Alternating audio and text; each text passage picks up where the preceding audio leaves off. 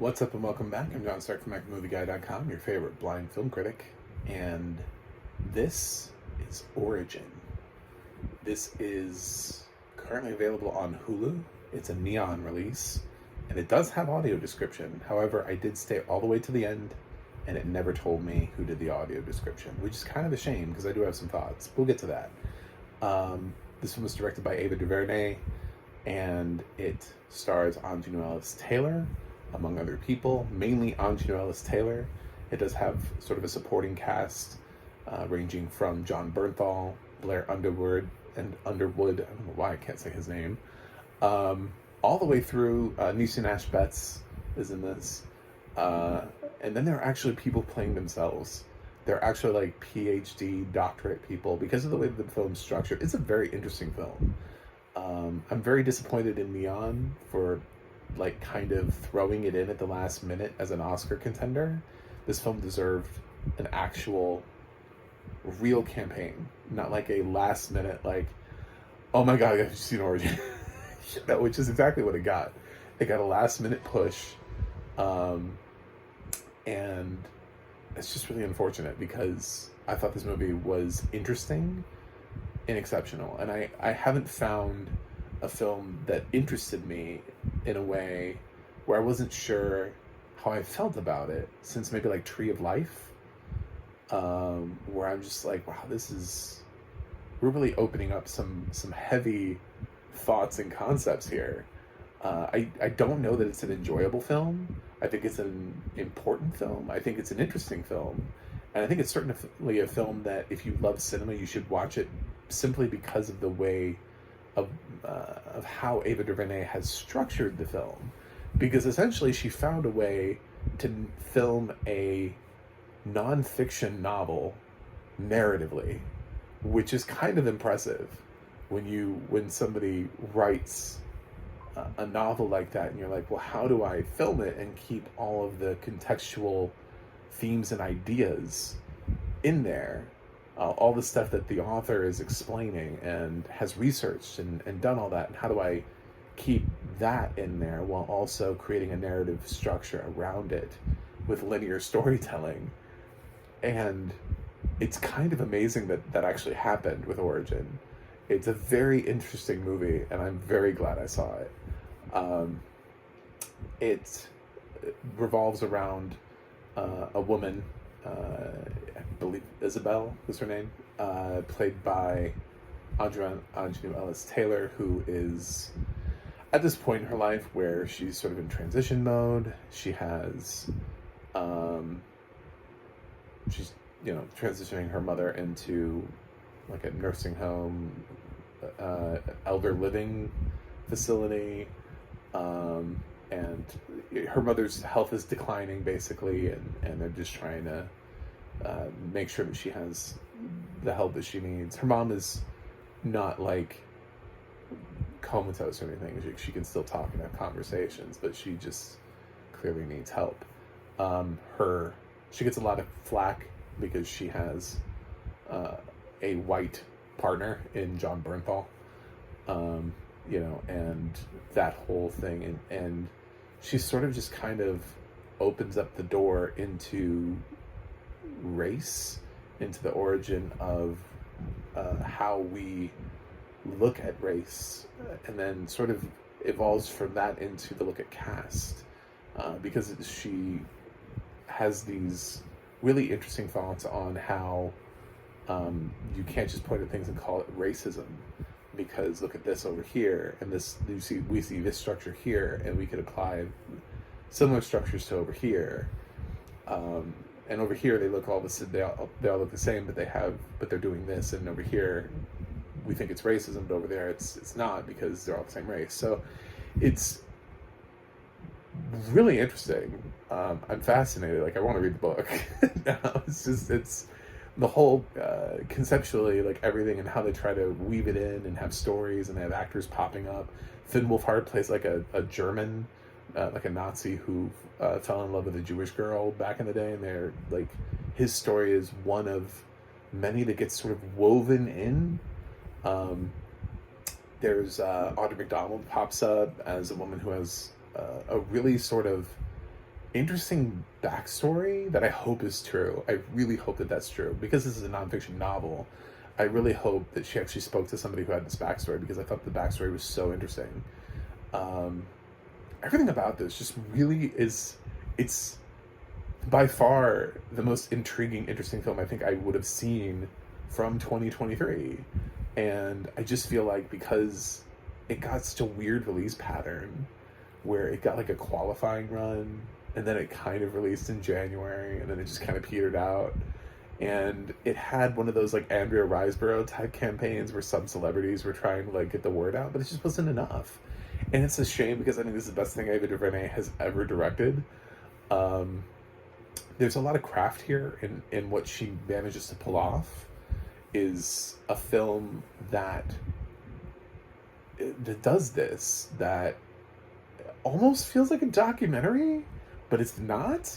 It has clearly like narrative structures, and it has its actors talking about important topics and issues, and doing so in a very realistic way, in a way that you feel like you might have a conversation with your friends. And it's not necessarily the biggest and boldest film that you'll see, but it certainly is a film that should stay in your memory and make you think. And I think that there's definitely a valid place for films like that. Like, I don't need explosions in every single film. I don't need jump scares in every single film. I can have a piece that just sort of ponders life and what it means, and what are the relationships that we have to each other, and the structures that we've set up, and the way our systems that have resulted in putting people on top and the bottom, and the why behind it, and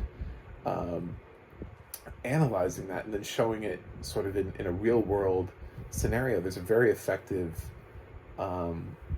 scene that plays out the murder of Trayvon Martin, and it's, I saw there was an actor actually credited for it, so I'm sure that it's actually happening. And that sort of leans into some of the questions that I had with the audio description. There were times where I felt like the audio description could have filled in more.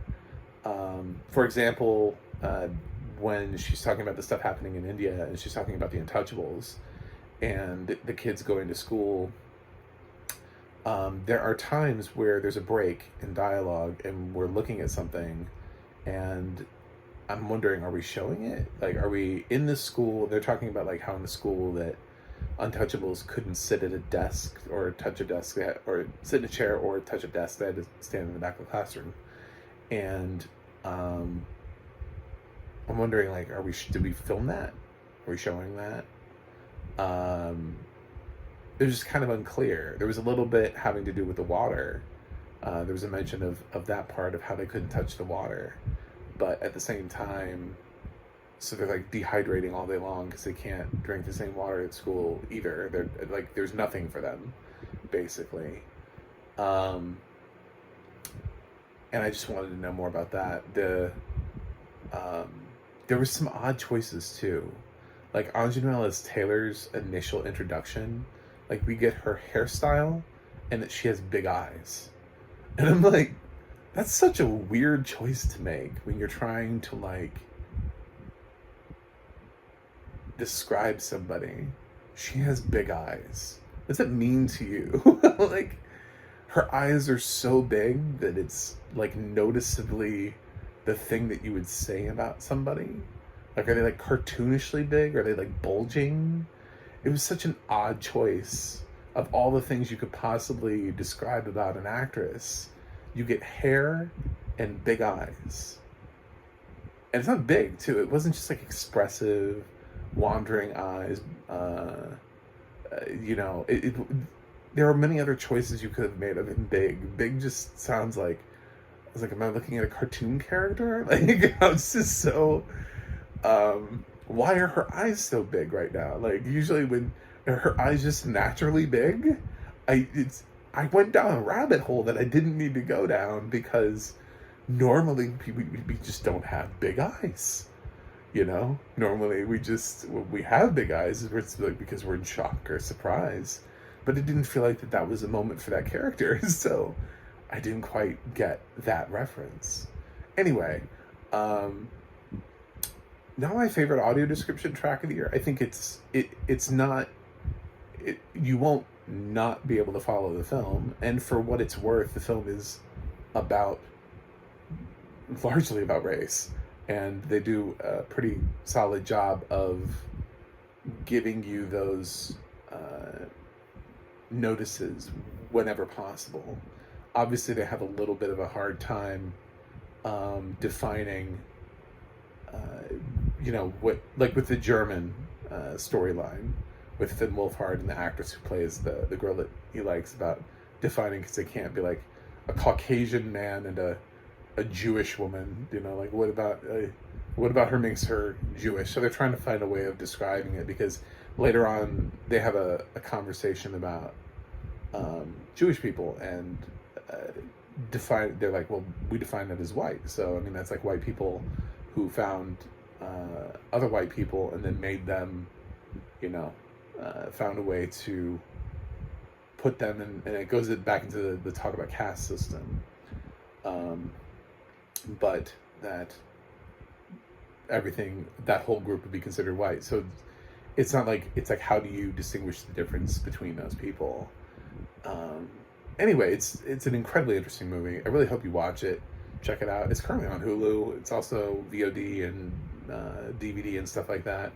I'm aware that the physical media and VOD copies, I don't know if it's VOD everywhere, so check it before you buy it, but wherever, just please watch Origin. It's an incredibly interesting title. You may not feel the same way about it that I do, but if you are interested at all in cinema and the art of film and what film can be, this film challenges the typical structure.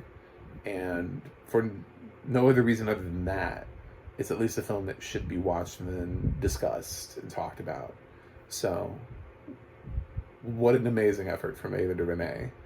I forgive you for A Wrinkle in Time. You've been forgiven. I loved that book as a kid. That was not a great adaptation of that book. So yeah, I'm going to give Origin an A. I was really into this. I was more into this than I thought it was going to be. I was like, well, it didn't get Oscar nominations, so that must mean it's going to fall short. And I was like, nope, this movie's fantastic. This is such an interesting thing to watch. So I really hope you enjoy it. And thanks for watching. Thanks for liking, which I'm sure you did, and subscribing. And I'll see you guys on the other side.